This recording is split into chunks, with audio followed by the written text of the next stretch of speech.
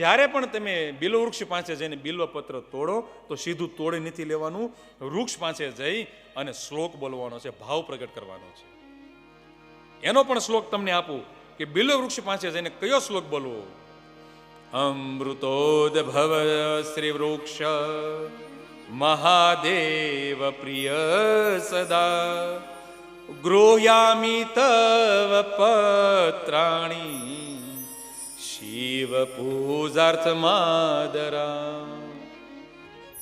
હે લક્ષ્મીજીના વક્ષસ્થલમાંથી ઉત્પન્ન થયેલા બિલ્વ વૃક્ષ, ભગવાન મહાદેવની પૂજા કરવા માટે હું આપનું બિલ્વ પત્ર તોડું છું, માટે તમે એમાં ભક્તિ ભાવ પ્રગટ કરો અને એ ચડાવો એ દિવ્ય ઔષધિ બને છે.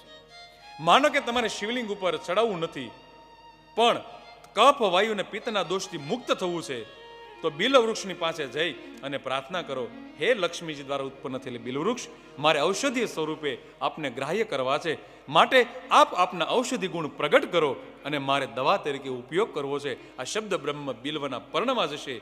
બિલ્વના પર્ણ એ જીવંત છે. ડોક્ટર જગદીશચંદ્ર બોઝે સંશોધન કર્યું, તમને ખ્યાલ છે ને કે વનસ્પતિમાં જીવ છે એમ કહ્યું, માત્ર હલનચલન નથી થતું, તો શબ્દ બ્રહ્મ છે એ પર્ણ ઉપર જશે અને એ પર્ણ ઔષધિ ગુણ પ્રગટ કરશે અને લવ અને ચાવીને ખાઈ જાઓ, ઔષધિ ગુણ પ્રગટ થશે. જેમને ડાયાબિટીસનો પ્રોબ્લેમ છે, નિત્ય સવારે એક બિલ્વ પત્ર તોડીને ખાવા લાગો, લગભગ 4 મહિનામાં તમારું ડાયાબિટીસ સંપૂર્ણ કંટ્રોલ.